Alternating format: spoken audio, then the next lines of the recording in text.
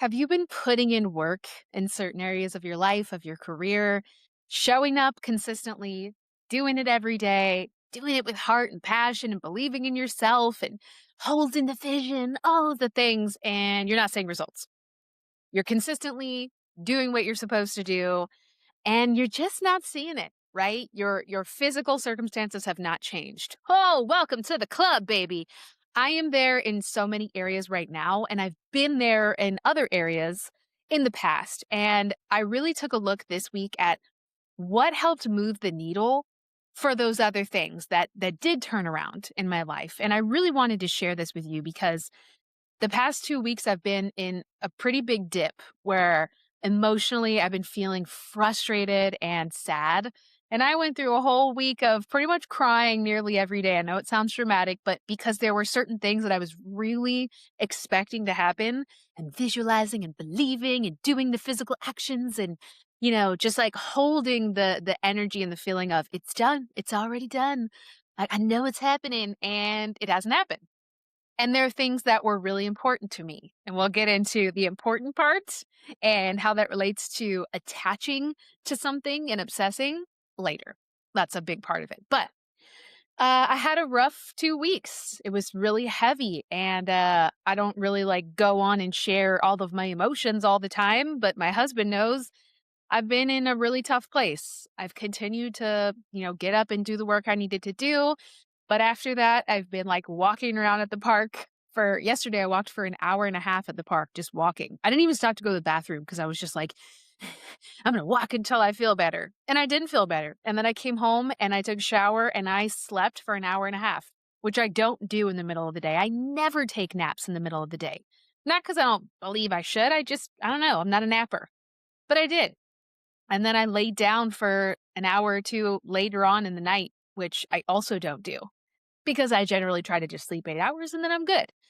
But emotionally, I was just drained and I was crying a lot and just like, "Meh, nothing's happening." And I'm trying hard, but I'm also surrendering and meditating and like trying to let it go. So like, why isn't it happening? Ah. Anyways, so this made me, after yesterday, my huge meltdown, I'd like to call it. I guess it was a whole week of meltdown, but yesterday was kind of my breaking point. Like I was like, something needs to shift. Either, I completely give up on this idea, which I would never actually do, but I was just being a drama queen. I'm like, either I give up on this and just say, screw it. I guess I'll have to get it the hard way and, do it one little tiny step at a time. And this whole like, you know, putting out your vision and manifesting it as a bunch of crap, or something is going to shift after today. It has to, right? It was kind of an ultimatum, right? Again, very dramatic. Today, I woke up with a lot more energy. Nothing's changed physically. My circumstances have not changed. This thing that I wanted or was expecting, these multiple things, nothing changed. Still don't have them. Still don't see any way that they're going to come or when they're going to come. I know they will eventually, but when I needed them to happen, you know, didn't show up. So, how then am I feeling this energy of excitement, anticipation, relief, belief? Once again, is it because I motivated myself? Absolutely not. I remembered a lot of the things that I was struggling with, like I'm struggling with these things now in the past, and what I did to shift the energy and move the needle. And there are a couple things. Number one, whatever you're struggling with right now, whatever you're not seeing results in, ask yourself, is there something? I know you've heard this before. Don't roll your eyes before I finish saying it, okay? Just bear with me. Is there something mentally going on with this situation that is holding me back? Now, I don't believe, or I don't mean that you're saying like, oh, I don't believe in myself. This can't happen. It's sneakier than that, right? Is there any expectation, any limitation in your mind about this thing that could be past experiences with it, right? Well, I tried this before and it didn't work. I don't really know how it's going to work now. Like maybe you're hopeful. You're like, I believe that it can work and I'm doing the work and I'm stronger now or, more advanced than I was before. But there's still that like remembering the past experience and how it didn't work. Sometimes it's past that's holding you back. Other times it's beliefs and self talk, right? People telling you that you can't do it that way, that you've got to do it this way, that you have to wait this long. It's going to take 6 months, a year. You need to be older. You need to be smarter. You need to be more experienced, blah, blah, blah. Or that it's a numbers game. It's all luck, right? Are there beliefs that are in your mind when you really are honest with yourself? You have to be radically honest in these situations and ask, is there anything when I sit and think about this, and just that's why meditation's so great, right? Just quiet the mind and allow the chatter to fire up, right? For me personally, I didn't have much chatter. I felt like I had shifted so many of my beliefs around these subjects. I had the absolute expectation and the knowing, we call it, like not just like I believe that this can happen, I believe in myself, but like a no, this is happening. I'm so grateful it's already done, right? I already had that attitude, and that's why this was so, like, jarring to me, like, "What in the hell? I did everything right. What's going on?" Um, so you may not have the limiting beliefs. You may not have the past experiences that are weighing you down. So then what is it? Okay, have you been doing the inspired action? Yes, checkbox for me. And if you haven't, then you know who you are and you know that you need to get moving, right? If you're getting information, if you're getting inspiration to take action on something and you haven't taken action, that's an obvious one, right? It doesn't mean you're lazy or you're a procrastinator or something's wrong with you. It just means get back on the horse and do it. And if you've had, setbacks due to health, due to family stuff, whatever, that's okay. That's all right. Whatever small steps you can take. I don't care if it's literally like, I'm going to come up with a name for my business and I'm going to write it on a piece of paper. Cool. You did that, right? I think I should have a professional email address because mine is like, I don't know, Atari6520 at gmail.com, right? Because you're older like me and you remember playing Atari. Um, Actually, it was more PlayStation 1. But anyways, that's an idea. That's a step forward, right? You could just come up with the name for your new email address or set up the new email address, right? Actually do it. Cool. If you know you need to take action, take action. If you've done all three of those things, like me, right? Then there's a fourth piece that is called surrender. What's that about? That does not mean give up. When people say let go and don't attach, right? I mentioned this earlier that really wanting something, it being really important to you. Why is it that things that we often don't care too much about seem to happen really easily? Because we're not obsessing and attaching and holding tight to it, right? And a lot of you have heard this before. Oh, okay, I'm supposed to try to detach and surrender and not obsess about it. And so, like me, you try to let it go, right? Okay, if I already know that this is happening and I'm doing all the right things, I wouldn't be worried about it. I wouldn't have to think about it every day and try to figure anything out. I'd be relaxed, right? If you're not doing that, I highly recommend you do that, right? When things are really important, that's when we tend to squeeze the life out of them, right? We're like, I need this to happen. And it's not some mystical, magical power of the universe going, oh, you want it too much. Life is a game, so we're just going to punish you by not giving it to you. It's not a sick joke, although sometimes it feels like it. Don't be so cynical, my friends. It is you obsessing, and what happens is you tend to be desperate. I've talked about desperate energy a lot. You make poor decisions when you are in this anxious, desperate energy. When you reach out to people, when you post stuff, when you audition for things, and you're like, have they listened to it? Have they watched it? Do they like it? Right? People can feel that energy. It's not woo woo, it's real talk. Because if you've ever dated someone or like hung out with someone who, you kind of like, and you're like, maybe this could be something, and they've had that kind of like wanting to please you energy, it's uncomfortable, right? Like they're like texting you back like immediately, which is cool. But when they're like expecting you to constantly be on your phone and text them back immediately, and then they get upset when you don't, you know what I'm talking about? That energy is a little awkward. It's kind of annoying, right? It's the same thing with your goals and your dreams, right? You get awkward and uncomfortable. It's like you're putting out that energy by obsessing. So then how do you, if you feel like this is your issue, how do you let go?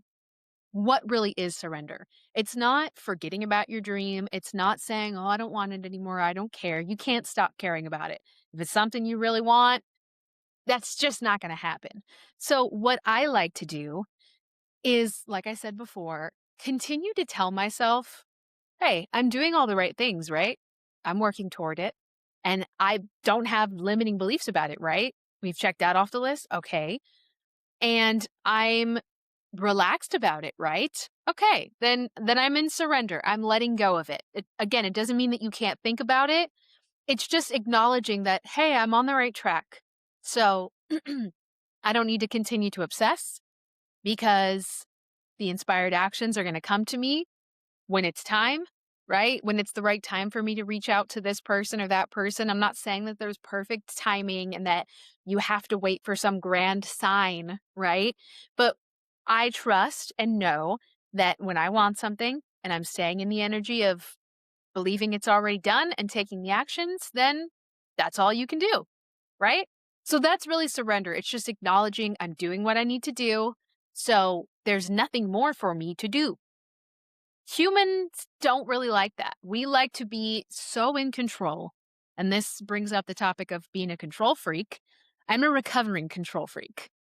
I never want to or attempt to control others. It's situations and my own feelings that I'm like, oh no, I need to control the circumstances, situations, and how I feel 100% of the time.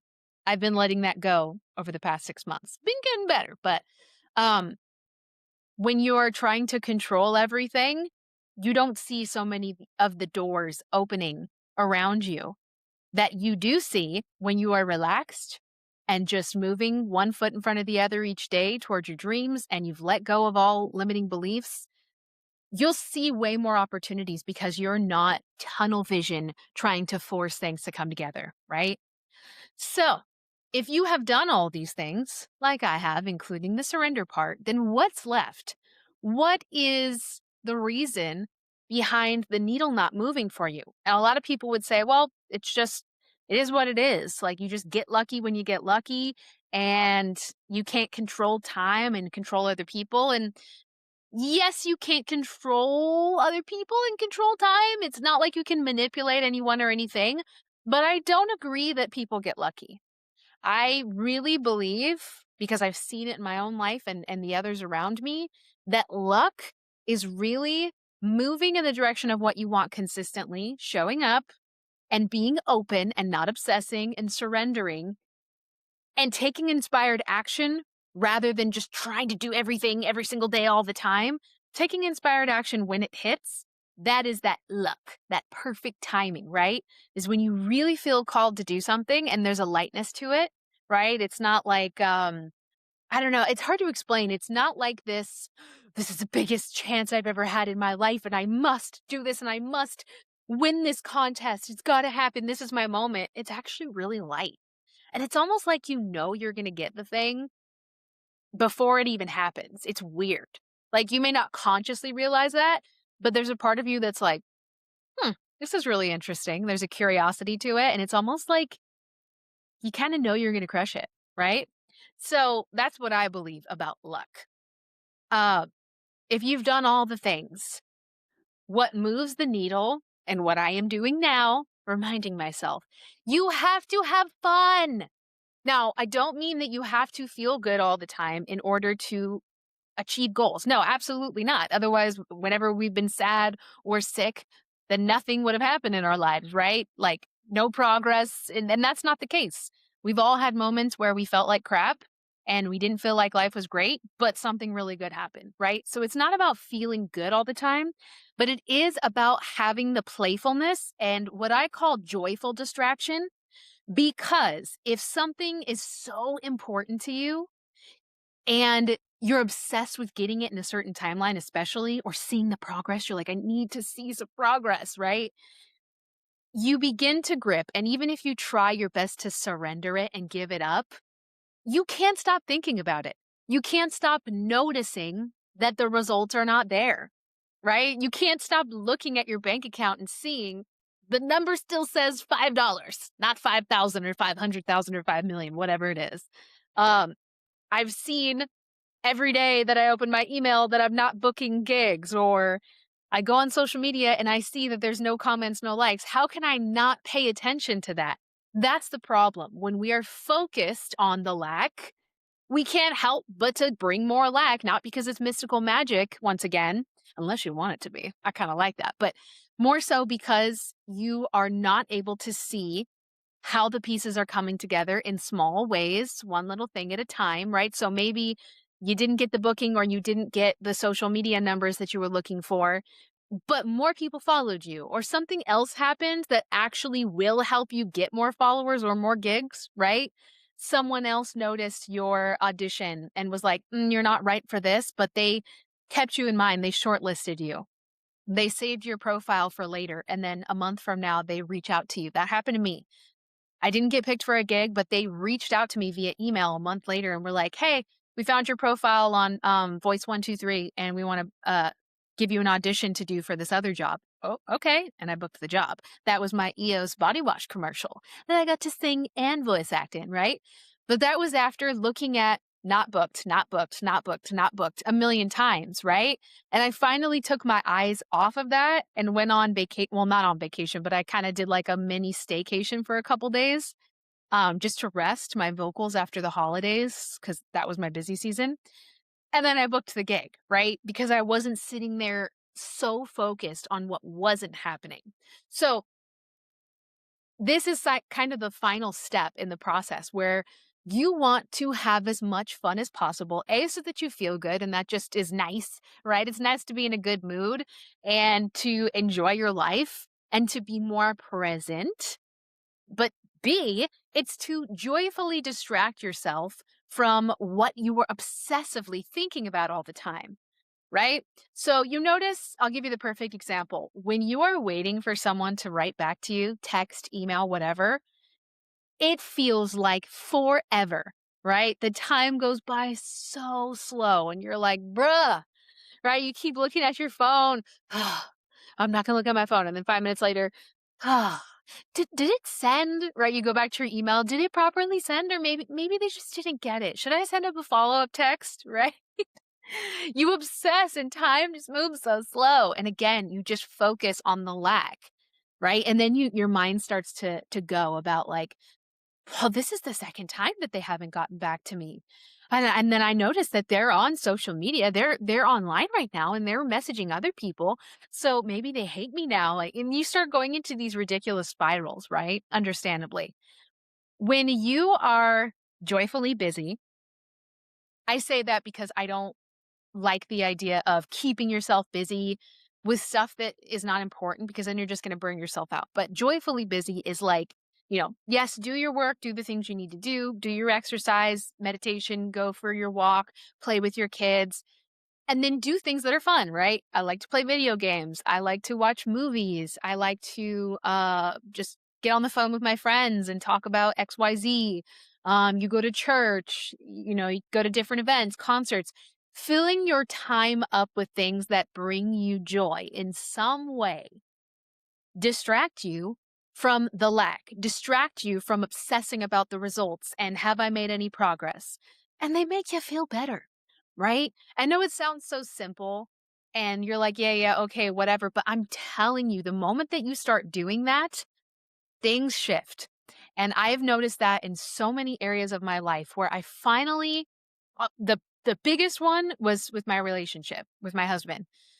Before we started dating again, because we technically dated in high school, but it was high school.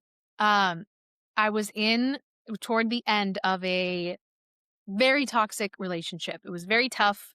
I wanted out like 2 years before I actually left, believe it or not. But I was too much of a coward to leave. So I was in this relationship and it was feeling so bad. And as I was getting ready to end it, it's not that I wanted to jump into another relationship. No, I wanted to be single for a while, but I just wanted my next relationship to be so dramatically different, right? Or my, soulmate, my husband, I wanted it to be so different from what I had just experienced, right? I had experienced so much emotional pain. And Not to say that there weren't great parts of the relationship. There were a lot of parts that helped me grow as a person and I'm so grateful for.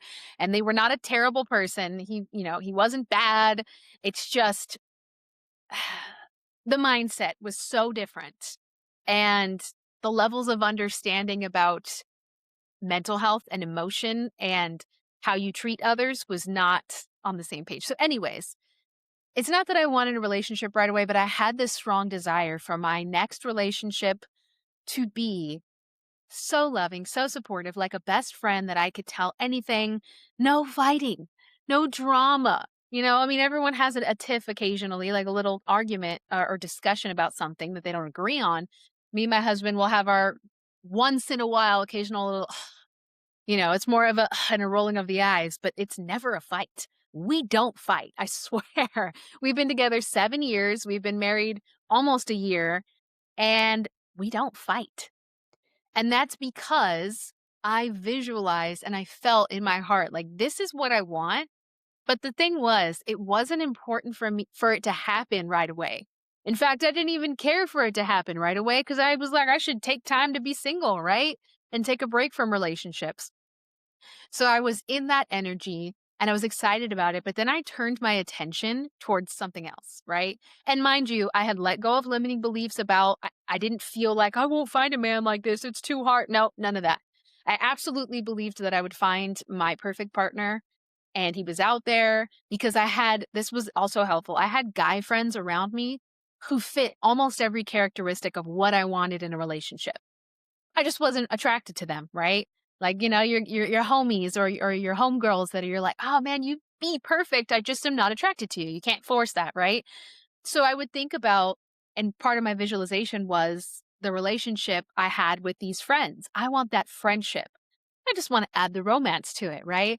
I want this interaction, this like playing around, goofing around, talking crap to each other, laughing, playing like kids, right? With the romantic part on top of it.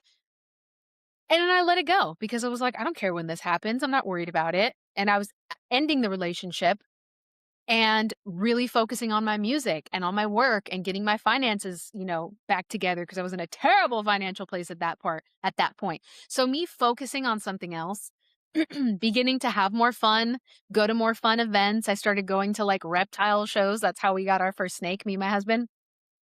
Um, just random stuff that just made me happy. I started playing video games again, the old ones on PS1, the original Harry Potter games on PS1, and The Sims.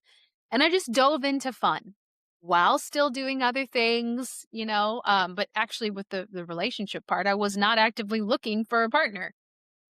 Within 6 months of my dissolving my past relationship, we randomly run into each other, like reconnect after 8 years of, not talking because I was in LA, he was in the Inland Empire.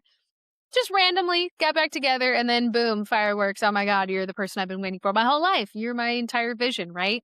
That effortlessness came from me doing all the first steps, right? Removing any limiting beliefs, making sure that I am surrendering the idea and not obsessing on how it's going to happen every day, but then turning my attention towards things that make me feel good as much of the time as I possibly could. And again, this does not mean that you have to feel good all the time. If you are physically ill, I think that's one of the hardest things, aside from money problems, to not think about. How can I just focus on fun and like joyful distraction when I feel like crap? It is one of the most challenging when you're physically not feeling good. And I can relate to that because in these past couple weeks, I'm sure it's related, during my disappointment about these other things not happening, my physical symptoms have kicked back up. I'm having throat issues again. My throat's okay. My vocal cords are healthy, but the reflux is and allergies now from early spring, apparently in Vegas, all of a sudden, and in Cali. It got like 80 degrees last week. Usually in February, it's still 50 something. Anyways, all that's kicking up out of nowhere, right? Out of nowhere. I think that it's stress and my obsession with the fact that these other things have not manifested, right? But it's been very hard not to focus on the fact that I don't feel good, that I'm really tired in the morning, exhausted after 8 hours of sleep. I drink plenty of water, I eat pretty healthy, and I still feel like crap, right? I get dizziness from sinuses sometimes, not to where I'm gonna like pass out, but just to where I'm like, whoa, I kind of get nauseous, right? And my stomach hurts and my throat gets scratchy and mucusy. It's and now my cat's crying. It's very hard. Let's pick him up for a second. It's very hard to focus and try to keep yourself joyfully distracted when you don't feel good. I know that. The best thing that you can do in those situations is number one, self care, taking care of yourself and soothing yourself in any possible way. If that's a massage, if that is a steam bath, right? You don't have to go to a fancy spa. You can literally just put the water on hot, plug up all the cracks so that the steam can escape, and take a bath in that, steam filled room, or boil a pot. And I think they have like essential oils that are safe for you to inhale. You could just put a towel over your head and like lean over. Be careful, don't burn yourself, but lean over the pot while it's boiling. And, whatever it is that you need to do to feel 1% of relief each time, right? Do those things first, but then do whatever you can to joyfully distract yourself, even when you don't feel good. Adjust it. If you feel horrible, lay in bed and do something fun, right? Can you lay in bed and put a pillow up and draw or paint or watch a really funny comedy, right? You're still going to feel crappy. It's not going to instantly make you feel better, but anything that you can do in whatever way possible, as much as possible, to joyfully distract yourself. That's what I'm doing. That is what I am doing. I am just continuing to do all of the things I need to do for work, right? Which is audition, record music stuff, do social media stuff like this. After that, after I go to the dentist today, that's not fun. But when I get home, I'm going to do my exercise. So half my day is already gone. I don't have time to sit here and think about these things that haven't manifested, right? Too busy. After all that, though, when I make dinner, usually the evening time is when I feel the most stressed because there's nothing left to do. I'm tired. I don't want to do any more work. So how do I distract myself now? So we are going to fire up the PS1 and play Sims again. That's what we're going to do tonight. I am going to joyfully distract myself. I have also started shifting right now from consuming podcast and mindset content, because that's what I do 90% of the time. 10% is like music, and 90% is, mindset and manifestation and meditation and all this stuff, personal development, business development content. And I love it and it's beautiful. But times like this where my emotions, my vibrations have been really low, going back to fun, light stuff. So I've gone back to my like wildlife YouTubers, right? Oh God, I can't remember their names, but there's a couple that I watch. Tyler Nolan. Tyler Nolan, I like watching. Ryder's Ranch, he's got a raccoon. My cat kind of looks like a raccoon. I love watching them trying to wrangle this big fat raccoon and all of their other animals. A lot of other farm channels. Not because I want to have a farm, but I love animals and they're hilarious, right? Comedies, Cat Williams' latest special I put on the other day, right? And it really lifted my spirits and just took me out of that obsessive thinking and noticing that my thing has not happened yet, right? So anyways, that's enough rambling for today. Distract yourself with joy as much as you can. And I want to just add this real quick in closing, because a lot of mindful teachers, mindfulness teachers will say that you should not distract yourself because you're ignoring your pain, you're not allowing yourself to feel emotion. And I want to say that is absolutely not what I'm suggesting. I should have mentioned this in the beginning, but part of my process is allowing myself to feel the emotions first. When I'm having an episode of just like, panic or feeling scared about something, feeling sad about something, frustrated, I first say, I am feeling sad. I am feeling angry, frustrated. I'm acknowledging that. This is how I feel. And it sucks. I usually say those words like, this sucks. I don't like this. I don't want to feel like this. I acknowledge it first. And I allow myself to feel what I'm feeling. Like yesterday, I went on that walk. I was not trying to change the emotion. I just allowed it to come up and I cried on my walk like 4 times, right?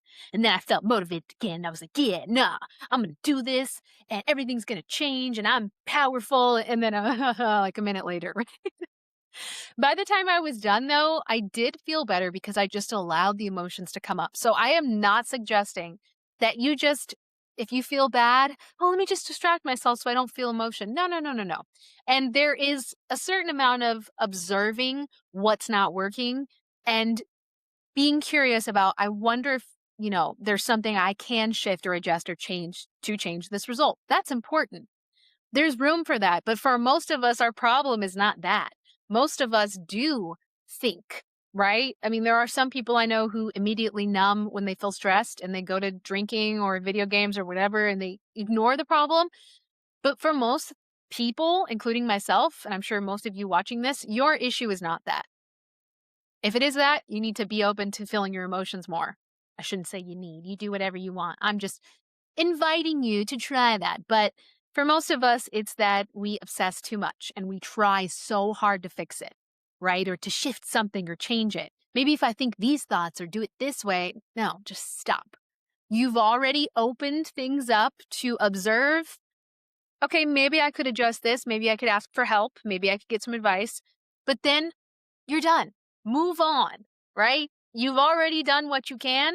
Now it's time to let go of the things you cannot control. If you can control it, great, do something about it. If not, it is time to joyfully distract yourself. With that being said, I need to get ready for the dentist. I don't like going to the dentist, but they're going to clean my teeth and check it. So, anyways, have a wonderful rest of your week, my friends, and I will see you next time.